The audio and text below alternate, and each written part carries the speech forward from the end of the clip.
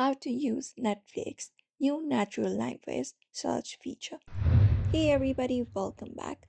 Today in this video we will be guiding you through and discussing about it. So let's just get started without any delay.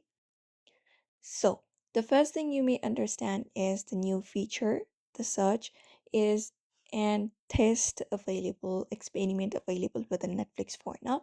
It is only available in iOS devices for now and only in some regions it is available, like selected regions, but it may be rolled out more widely if successful. So simply in order to use it, you need to explain what you in the mood for using everyday language and the AI will generate relevant recommendations for you and that's it. So here's how it works usually. So first of all, you may just go ahead and describe your mood of preference.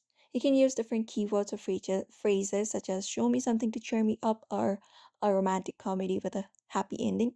And the AI will interpret your request and it will help you understand the context and your intent, and it will show you the relevant recommendations automatically within Netflix, and that will present you with a list of movies and shows that will match your description. And the AI will basically understand and respond to your emotional state when searching. You can use natural everyday language to find content and making the search process more intuitive. And the AI will consider your viewing history and preferences to provide more tailored recommendations.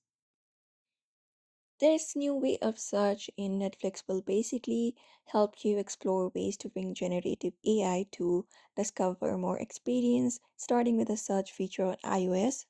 For now, it is only available on iOS in some part of regions, as I said earlier, and that will allow members to search for shows and movies using natural conversational phrases like "I want something funny and upbeat," and that will help you basically look out for the shows and movie recommendations that you're looking for within Netflix. So this is how you basically use Netflix new natural language search feature for now. So therefore, I hope this video was helpful. Give it a thumbs up and subscribe for more tips and tutorials.